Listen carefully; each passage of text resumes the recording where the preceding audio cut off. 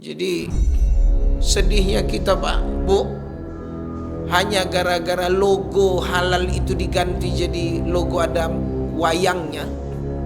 Itu standar halal food Asia itu Indonesia tidak dipakai lagi. Coba hanya mengganti itu,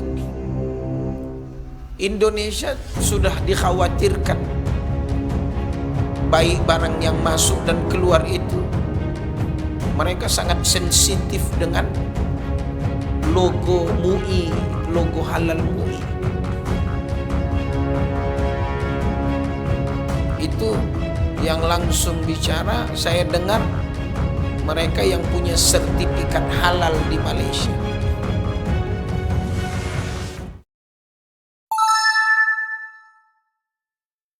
أعوذ بالله من الشيطان الرجيم بسم الله الرحمن الرحيم السلام عليكم ورحمة الله وبركاته.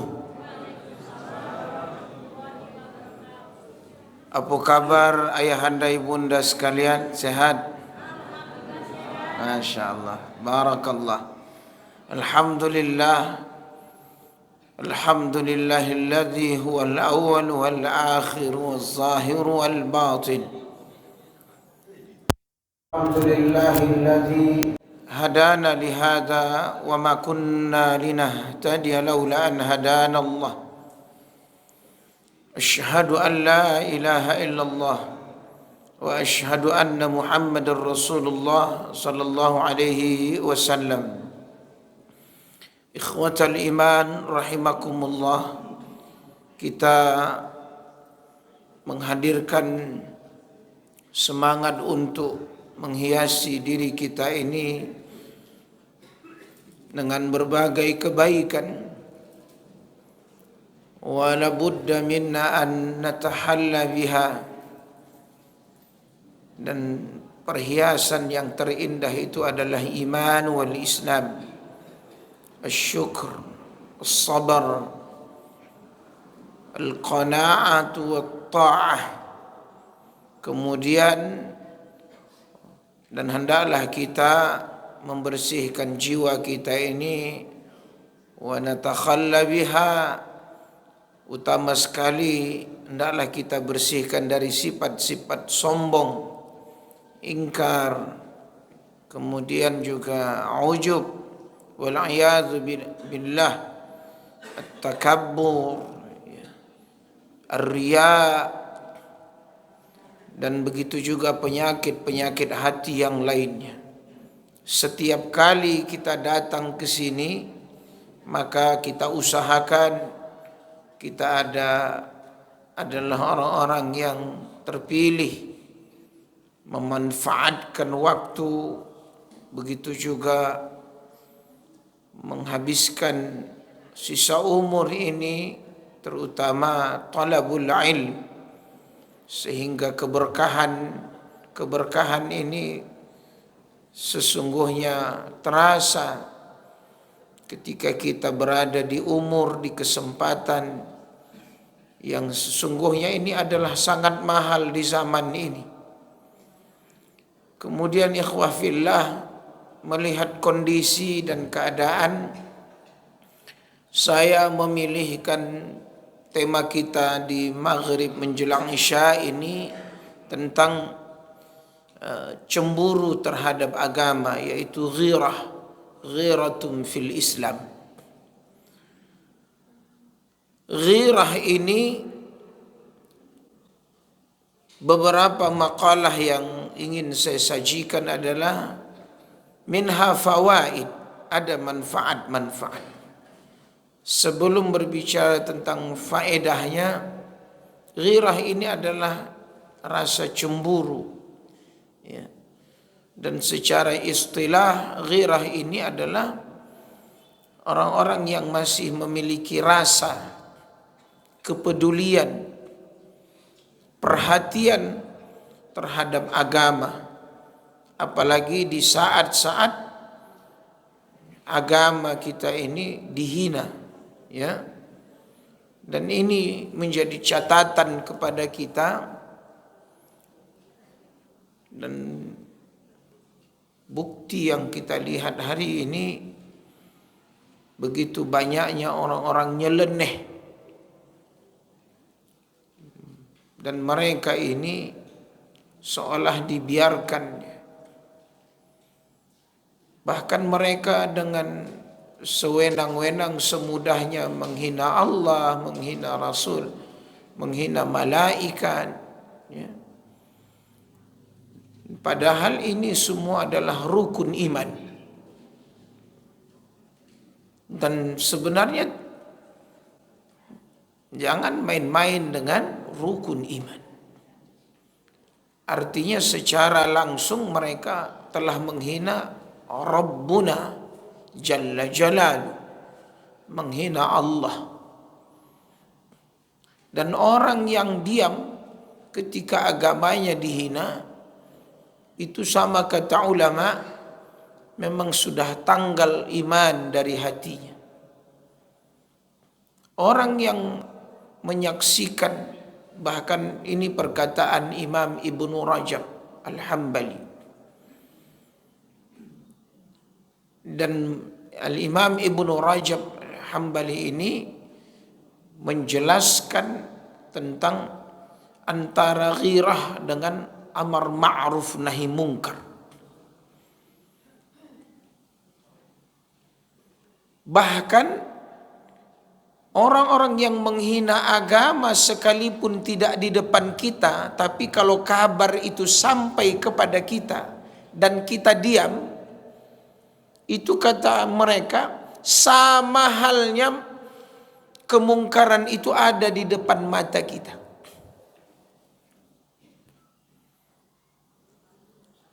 Dan itu dibuktikan Anda protes atau tidak. Artinya di situ Anda ridho kejadian itu atau Anda menolak, mengingkarinya. Dan ini poin yang sangat penting.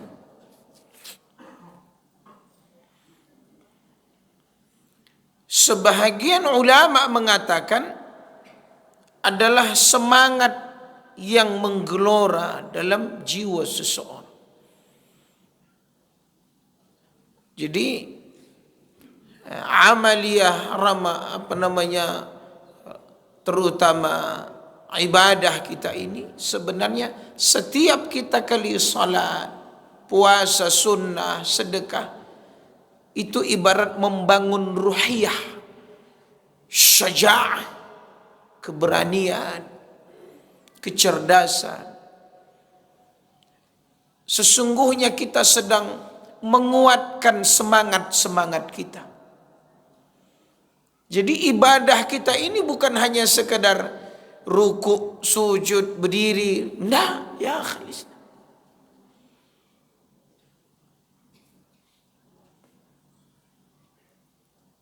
Harus memiliki semangat yang membara. Maka kata ulama bahwa ada al-ihtimam bidini. Itu rasa cemburu yang mahmudah, yang terpuji itu.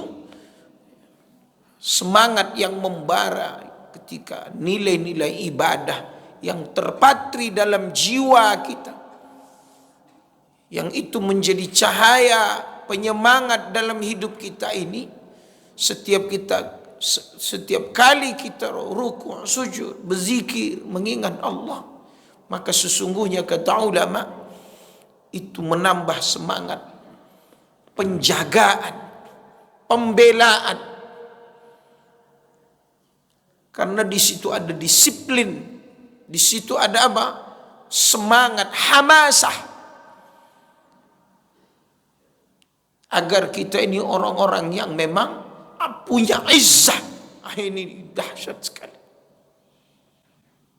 Punya izzah di hadapan musuh-musuh Islam. Demi Allah saya sampaikan ini juga karena ingin bukan hanya menyenggol, menyinggung, tapi sangat benci sekali. Karena bahkan dia wa jinsiyatuhum min Indonesia. Tentunya karena asal negara yang datang ke Israel sana dari negara Indonesia, yang kalau di Arab itu mereka masyhur wa ma'lum, sudah menjadi sesuatu yang terkenal bahwa muslim terbanyak terbesar di dunia itu di mana? Indonesia. Dan yang sangat getol membantu terdepan mengirimkan bantuan kepada orang Palestina itu orang Indonesia. Tapi ini monyet bodat ini nggak tahu, kayaknya bodat ini nyasar ke Indonesia ketika itu. Mungkin harusnya ini grupnya lain ini. Tapi itu yang saya masih ingat, subuh itu saya menyampaikan tema di sini tentang perang pemikiran. Jadi mereka itu bukan gratis. Mereka ini ada sponsornya. Orang-orang nyeleneh, orang-orang yang berani menyeberang khatul ahmar, kalau bahasa politiknya ini garis merah. Kalau dia sudah berani melewat itu, sebenarnya itu sudah tidak normal. Baik itu akidahnya, keimanannya, itu orang-orang budak suruhan semua. Maka saya bilang apa yang disampaikan oleh Allah, kunu qiradah, jadilah monyet. Maka mereka ini otaknya, dan mereka ketika bergabung dengan bapak-bapak monyet, kumpulannya monyet. Karena Allah yang menyebut orang-orang Yahudi itu kunu qiradah, jadilah monyet, bodat. Kemudian ya akhil Islam, fawaid al-ghirah fil Islam, innal ghirah fil Islam ta'udu 'ala al-'abdi bil khairi wan naf'. Jadi itu menandakan ada potensi-potensi kebaikan yang ada pada diri kita ya akhul Islam. Jadi ketika Allah menciptakan manusia ini, laqad khalaqnal insana fi ahsani taqwim, tentu di situ ada potensi kebaikan. Ta'udu 'ala al-'abdi bil khairi wan nafa'. Di situ ada manfaat. Itulah manfaat dari ghirah. Tadullu al-ghirah 'ala quwwati imanil 'abdi billah. Dan di situ ditunjukkan betul, dinampakkan kepada umat itu bahwa quwwatul iman, kekuatan iman ya akhil Islam. Karena tak mungkin dia marah karena Allah, tentunya tak mungkin terbangun rasa sensitif beragama ini ketika dihina akan muncul seketika. Itu karena kuat, quwwatul iman. Maka Bapak Ibu, ayahanda ibunda, yang dirobohkan dari anak-anak kita hari ini itu dia.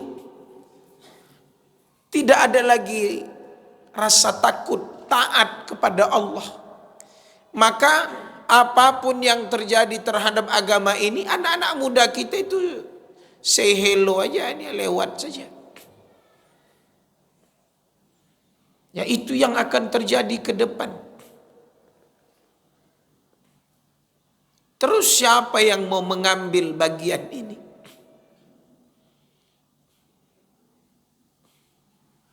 Baik, ya akhil Islam. Al-ghirah sifatun minas sifatil lati yuhibbuha Allah.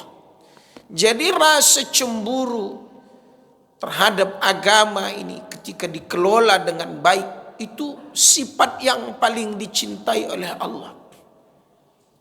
Al-muwalatu fillah, loyal kepada Allah. Al-bughdhu fillah, bahkan membenci juga karena Allah. Hubbu fillah, bahkan mencinta karena Allah. Maka kata ulama dalam hadis Rasulullah SAW, awsaq ural Islam, itu adalah apa? Simpul, ikatan yang terkuat dari agama ini. Maka jangan sampai lepas itu dari hati anak-anak kita, Bapak Ibu.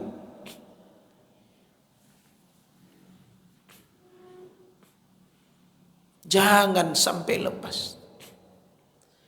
Ya, tapi kenyataannya tontonan-tontonan, pergaulan ini mengikis mereka antara yang ndak mau tahu dengan keadaan. Jadi saya bilang begini, kadang kita malu dengan terutama kehidupan para nabi, rasul dan sahabat-sahabat. Kadang ada orang hanya mengambil sisi kehidupan nabi ini hanya ibadah zikir saja. Nggak apa-apa, bagus.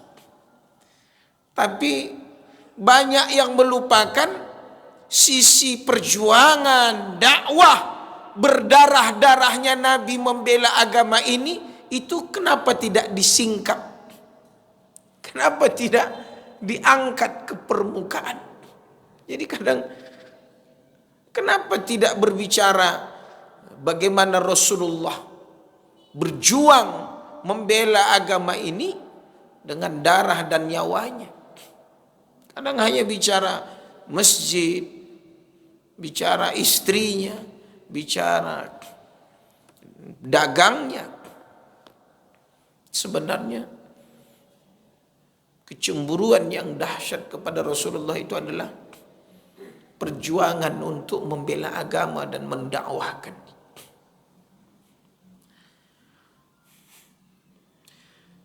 Tuhmi al-ghirah al-qalb wal jawarih min al-wuqu' fil ma'asi wal fawahish. Ghirah ini juga menjaga himayah, baik itu panca indera al-jawarih, anggota tubuh kita ini, apalagi hati kita ini, agar terhindar dari kemaksiatan, ya, luku' fil ma'asi wal fawahish, apalagi hal-hal yang keji, hal-hal yang menjijikkan, fahisyah.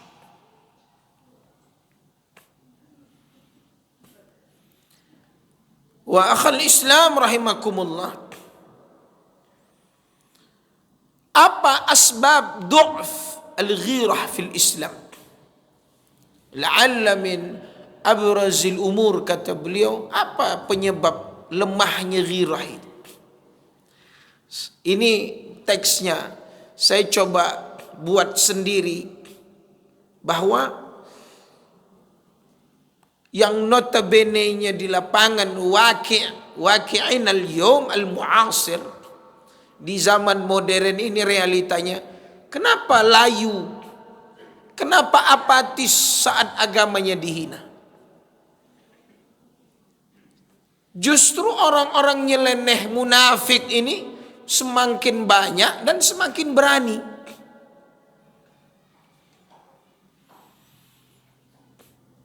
Ini mohon maaf karena saya coba analisa, saya tulis sendiri. Dan anehnya kita ini menunjukkan keislaman, komitmen terhadap agama ini pas mau pemilu saja. Mohon maaf, tanda kutip ini. Setiap kali datang pemilu, setiap kali agama dimunculkan, saling baiklah, pengasih penyayangnya dapatlah sifat-sifat asmaul husna, dermawan, perhatian. Bahkan menjelang pemilu, zero kasus, Densus tak ada kerja, polisi tak, seolah Indonesia ini damai, mantap. Ini mohon maaf ya, saya melihat. Dan janji-janji pemimpin yang ingin dimenangkan ini mudah nyampe ke langit. Keren-keren itu semuanya. Move on semua itu.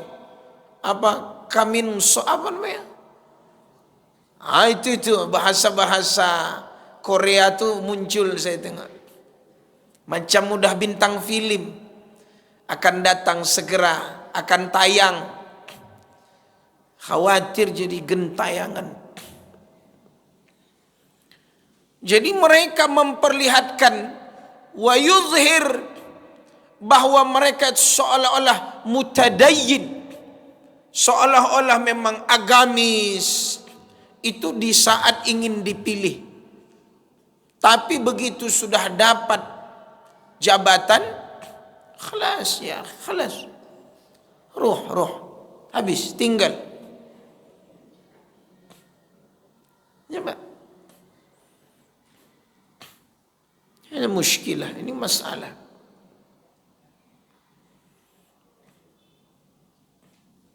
Jadi ini kita berharap pemandangan yang seperti ini, rakyat ini janganlah pula tiap 5 tahun kena bodohi, mau juga. Itu yang kadang saya tengok aneh.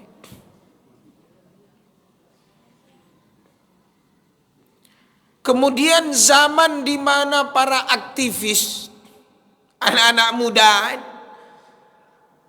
sekarang ini saya tengoklah politisasi pendidikan ini seolah ingin mengejar nilai akademik, tapi justru diam dengan 1000 bahasa. Tidak ada lagi perlawanan terhadap kebatilan-kebatilan ini. Ini ancaman yang dahsyat.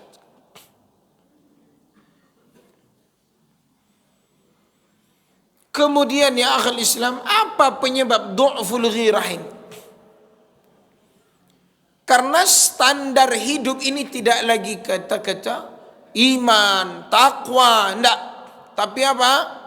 Lebih kepada gaya saja. Enggak ada lagi standar halal haram.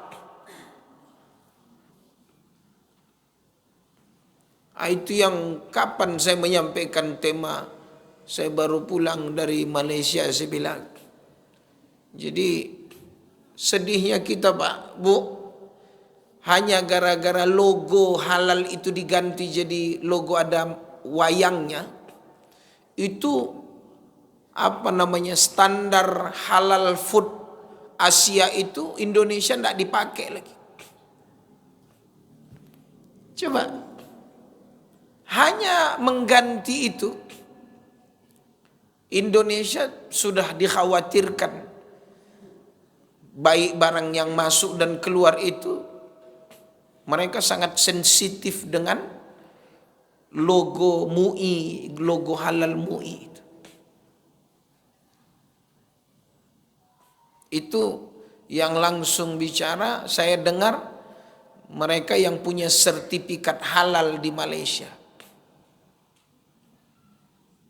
Berarti ya kan repot juga mau membongkar logo, ada apa, on missionnya di mana.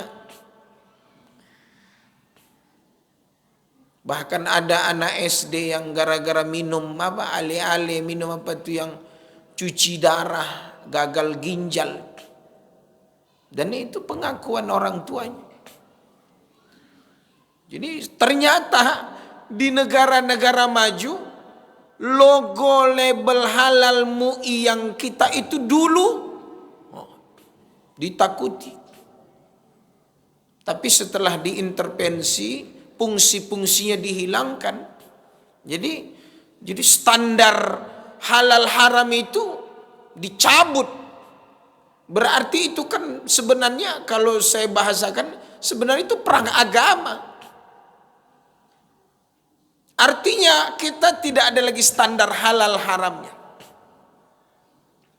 Coba, ngeri sekali.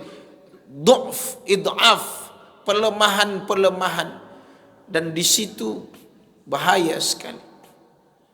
Kemudian contoh dari pola pikir ini saya bukalah sedikit ketika kita di tataran pimpinan pondok dan lain sebagainya, ketika meng-cross check, menginterview, kemudian men-screening anak-anak yang tamatan pondok, yang kuliah untuk masuk di sebuah pekerjaan yang harus dia lakoni. Itu kita ajukan pertanyaan tentang keislaman, tentang mazhab, tentang perjuangan Islam, dunia-dunia pergerakan, bahkan yang hal-hal yang standar dalam keistiqomahan dia, itu masih bermasalah, Pak. Rawan. Bahkan dia kadang berani mengungkapkan hal-hal yang bertentangan dengan kita. Padahal dia tahu.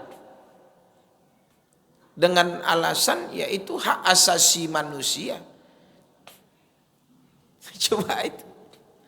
Artinya dari sejak mereka SD, SMP, SMA, kuliah itu sudah ada pencucian otak di situ.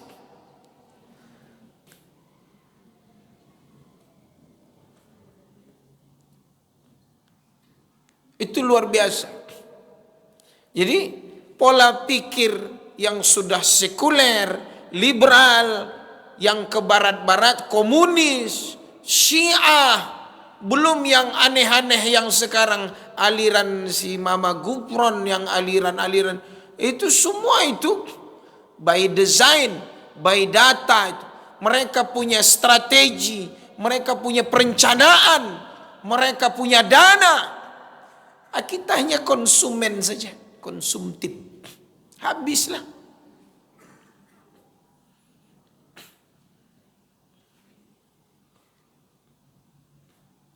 Saya bukan mau saya bilang karena kita juga membeli buku-buku kurikulum ini. Jadi salah satu pengamat perjalanan kurikulum ini bilang, ya ini positifnya Ustadz, anak ini berkreasi buat PowerPoint, debat, ya dia merdeka, dia bebas. Saya bilang kurikulum Cambridge, kurikulum barat itu yang diadopsi dengan ya kebebasan ini, sebenarnya itu mengandung syarat dengan sekuler liberal.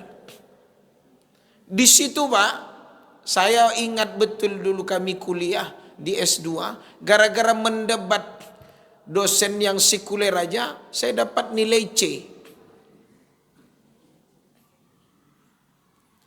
Sekarang tidak.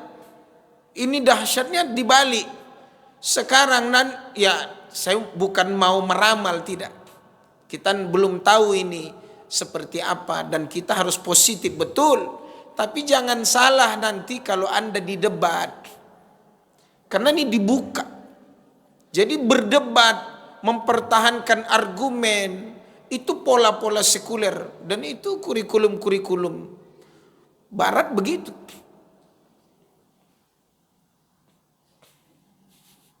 Dan standarnya bukan agama. Standarnya logika. Mau dia ayah kayak mau guru, Anda harus siap berdebat dengan anak murid Anda, dengan anak rahim Anda. Nah ini kalau tidak lengkap ilmunya nanti dengan hadirnya teori-teori ini, dunia pendidikan kita ini ancaman bagi agama kita. Catat itu. Yang Anda punya uang bisa sekolah di swasta, alhamdulillah. Tapi berapa ribu anak-anak kita yang sekolah pulang merokok, pulang balap-balap, pulang lepas jilbab.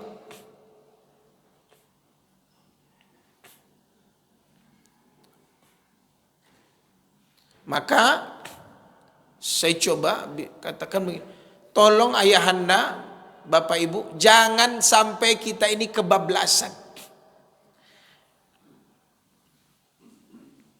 Bagaimana menggerakkan mesin ghirah tadi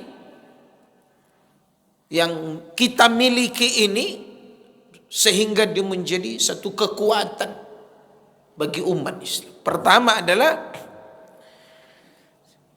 jangan sampai anak-anak kita ini krisis identitas. Kuatkan akidahnya. Anak tidak bisa calistung, Anda tidak masalah. Tapi kata Allah kepada Luqman, wa idz qala Luqmanu libnihi wa huwa ya'idhu ya bunayya la tusyrik billah. Tapi urusan kalau anak yang harus diperhatikan itu akidah, jangan syirik. Itu adalah mabda. Sekolah keluarga yang harus tuntas di situ. Maka kami buat di pesantren, salah satu yang bisa membuat anak keluar itu kalau dia menyembah selain Allah. Kalau dia membawa jimat, bersumpah selain Allah. Itu di atas tuh Pak. Anak tidak bisa membaca, nanti ada masanya dia. Anak aktif, ya alhamdulillah, nanti diam aja salah juga. Tapi anak kalau sudah akidahnya rawan, krisis identitasnya, itu masalah besar.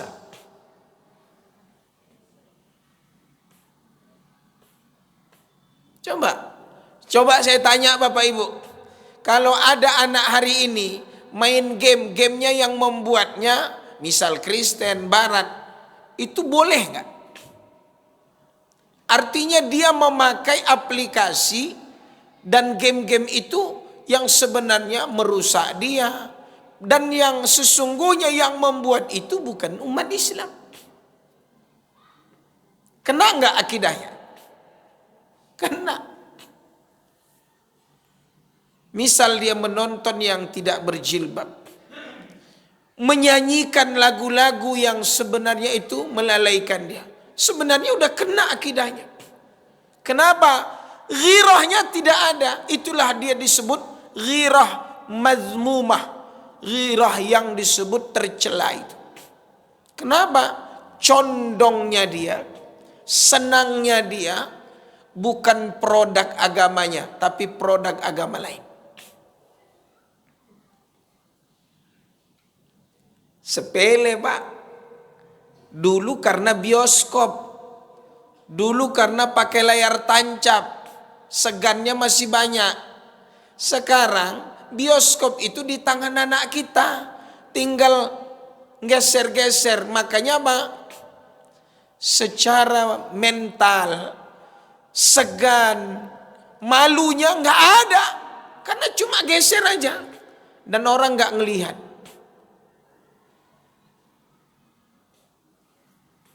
Coba. Tapi krisis identitas ini di saat kesendirian itu apa? Apa yang hilang? Sesungguhnya hilangnya dia dari pengawasan Allah. Dia tidak merasa bahwa dia diawasi Allah. Padahal itu mahal sekali. Makanya orang dulu mandi pun, sekalipun di kamar mandi pakai kain basahan dia. Sekalipun dia sendiri, sholatnya tetap baik.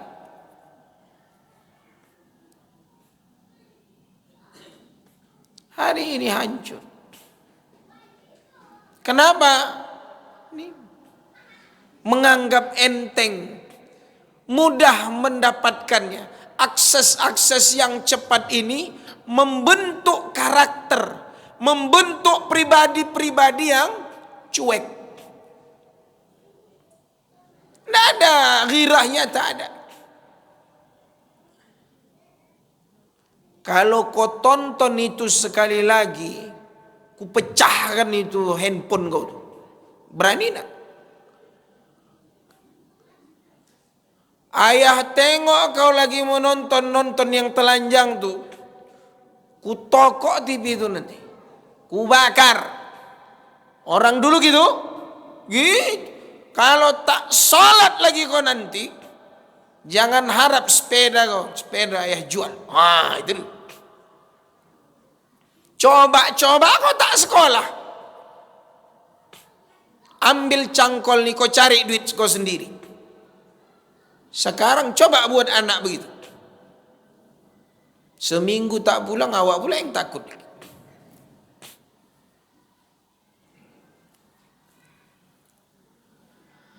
Udah panjang kakinya. ATM pun sama dia. Rumahnya pun udah banyak. Kawannya pun banyak. Tinggal di chattingnya kawannya, selesai.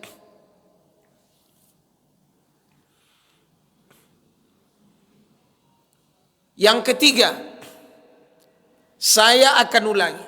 Satu persatu, ini jangan kebablasan Pak. Ini masalah ghirah. Satu persatu organisasi umat Islam, afiliasi umat Islam, satu persatu itu dimusnahkan. Setidaknya nama baiknya dirusak. Coba NU ini. Besok apa lagi? Akan muncul orang-orang yang berkhianat ini merusak rumah yang sudah dibangun itu. Dan itu bukan gratis. Untuk apa? Untuk memadamkan cahaya ghirah. Kalau begitu aku tak percaya nih. Salah. Padahal itu apa? Silent operation. Hati-hati. Kadang kawan duduk, kadang teman. Itu on mission. Tiba-tiba dia muncul. Dia buat pernyataan. Dia ketemu si fulan. Dia ngomong. Akhirnya dia injak Al-Quran. Dia hina Allah. Kita pun ikut rusak. Jangan kaget ke depan. Kenapa? Target untuk memusnahkan apa? Organisasi-organisasi umat Islam. Dan itu bagian dari perang pemikiran. Kemudian apa sebab-sebab mereka coba memadamkan cahaya semangat umat Islam? Kita ini Pak, Bu, sudah terbiasa semangat keislaman ini hanya momen-momen saja.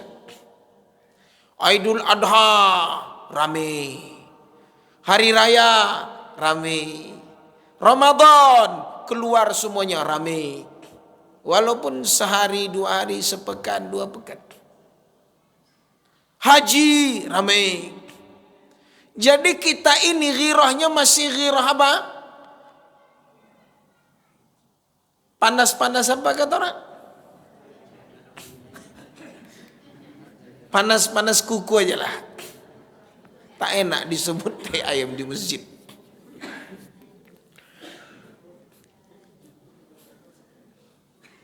Ini hati-hati. Ghirah yang seperti ini tidak stabil. Dan biasanya apa? Banyak yang sempalan dan serampangan. Maka dibuatlah skenario orang-orang yang langsung ngebom, orang yang membunuh, mutilasi, yang kena nanti umat Islam. Coba itu ritme mereka membuat apa? Kita ini akhirnya apa? Apatis.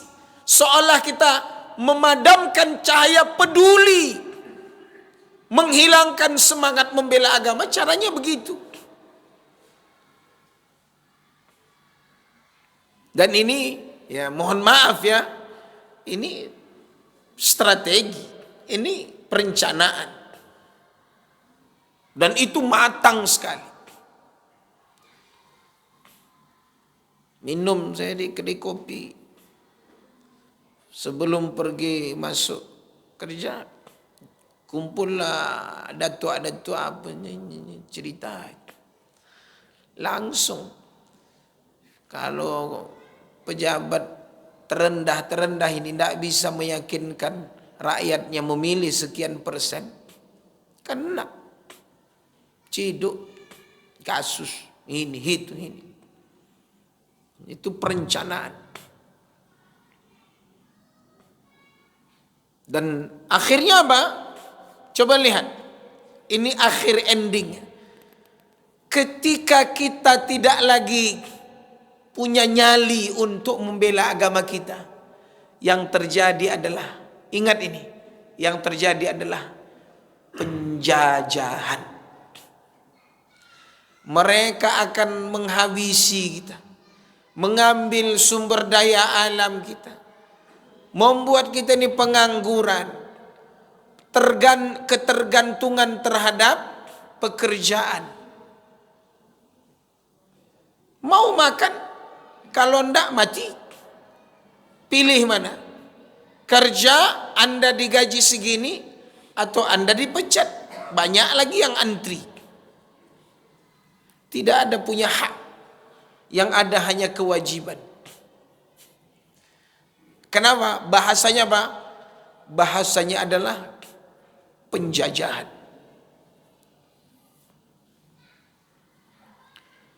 Maka di poin ini saya tutup bagaimana merawat ghirah ini.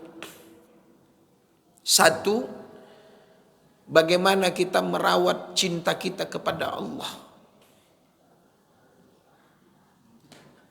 Orang yang benar cintanya kepada Allah sensitif. Yang kedua adalah jangan pernah kehilangan optimisme. Izin Allah, setiap generasi, setiap musuh pasti ada pahlawan. Allah menjaga agama ini. Setiap hebatnya para pendebat, ada Ahmad Dedan, ada Zakir Naik. Yang sekarang saya tengok ada banyak-banyak tuh.